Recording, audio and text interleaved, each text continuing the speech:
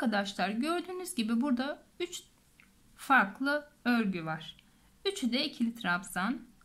Ancak bu örgüde gördüğünüz üzere yaptığım şey 3 zincir çekip geri dönmek. Sıra sona geliyorum. 3 zincir çekerek geri dönüyorum. Böyle olduğu zaman yine başlangıç zincirine batıyorum. Böyle olduğu zaman kenarlar bu şekilde oluyor. Başlangıç zincirine battığımızda bazen arkadaşlar şaşırıp fark etmeden ilmek arttırmış oluyoruz. Örgümüz bu şekilde kenara doğru uzuyor. 10 ilmekten başladık, 11 12 diye kenara doğru uzuyor. Özellikle buna dikkat etmek lazım. Bunu şaşırmayalım diye bazen de şu şekilde bir başlangıç zincirini atlayın, buraya batın deniyor. Bu sefer de burada gördüğünüz gibi delikler oluşuyor.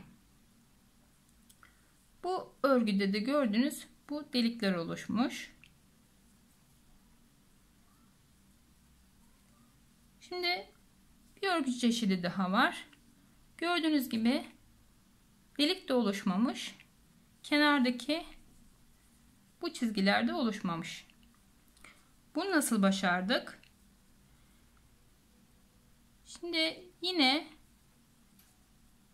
burada 2 zincir çekip ben örgünün başlangıç yerini döndüm. Yine başlangıç yerine trabzan yaptım. Şimdi 3 zincir çektiğim için 3 zincir buraya fazla geliyor. 2 zincir çekerseniz yetişiyor.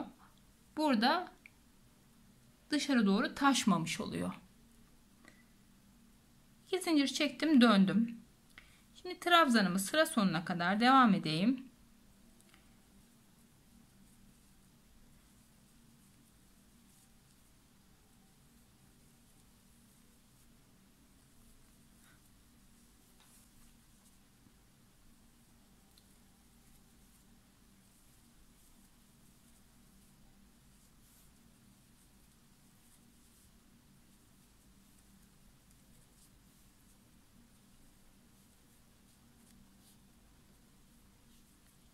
İsterseniz bu sıra sonunda örgünüzü buradaki gibi hemen zincirin üzerine batarsınız.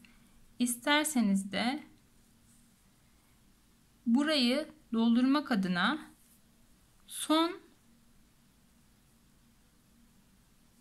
trabzanın üzerine yaptığınız örgüyü tamamlamadan aynı yere bir tane daha yapıp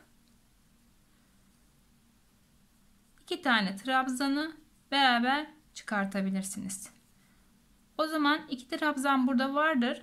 Ancak bitiş yerinde tek bir tane olduğu için arttırma şansınız da yok.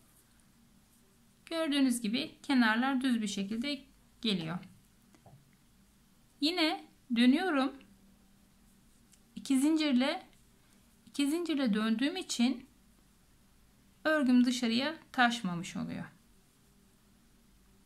Bu şekilde trabzanı devam ettirebilirim. Bu şekilde yaparsanız eğer başlangıç yeri sadece 2 zincirle döndüğünüz için taşmamış olacaktır. Bir yöntem daha var. Onda da dönerken tek zincirle dönüp hemen döndüğünüz yere bir sık iğne yapıyorsunuz. O sık iğnenin üzerine ilmek çıkarıyorsunuz. Bir tane ikili trabzan yapıyorsunuz. O zaman burasını da doldurmuş oluyorsunuz. Buradan trabzan yapmaya devam edebilirsiniz. Bu da bir yöntem. Bu şekilde yapmak da bir yöntem. Ancak 2 zincir çekip dönerseniz zaten burayı doldurmuş olacaksınız. Sık iğne dönerken hiç çekmiyorsunuz. Trabzanda da 2 zincir çekmeniz yeterli olacak.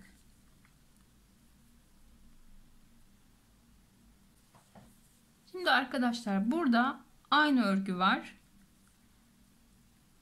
İkisinin arasındaki fark, bu örgüde başlangıç zincirimi örgüye devam ettiğim tığla yaptım. Geri dönerken de zincir çektim. Zincir çekip geri döndüm.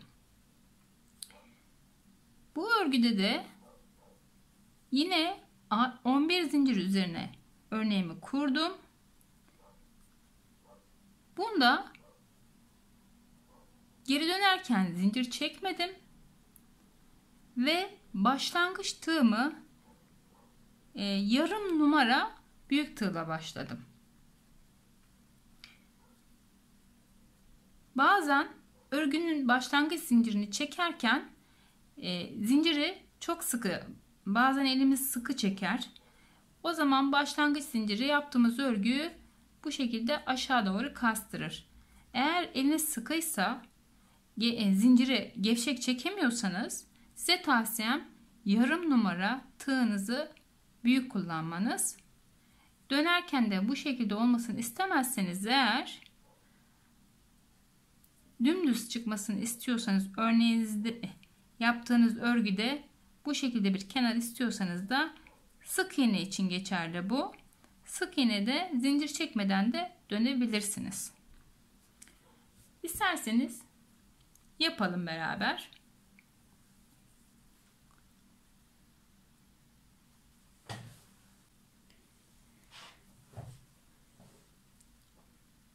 Şimdi elimde 3,5 milim ve 3 milim tığ var. Başlangıç zincirimi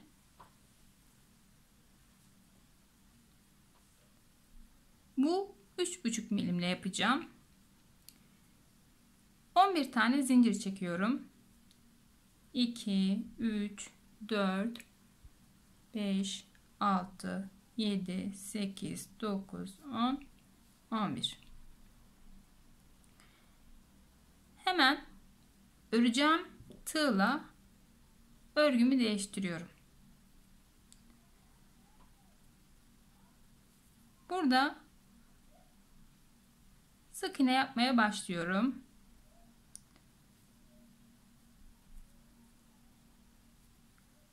Sık iğne yaparken alt tarafın zincirini gevşek çektiğim için kesinlikle alt taraf bu şekilde olmayacaktır. İster istemez sıkı bir zincir çekemedim çünkü.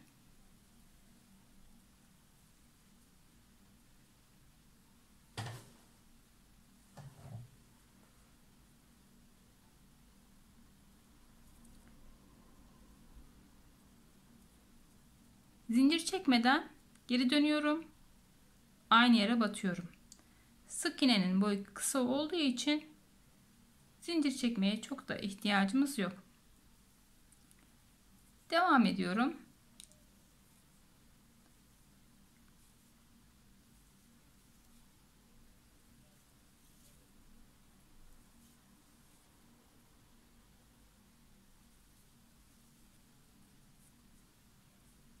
Dönüyorum.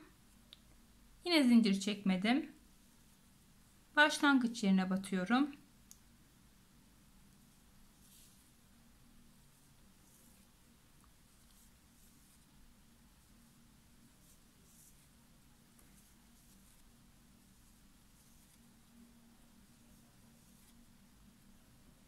Örgümün sonuna geldim. Yine başlangıç yerine batıyorum ve örgüme bu şekilde devam edebilirim. Gördüğünüz gibi bu şekilde kenarları düz bir örgü çıktı.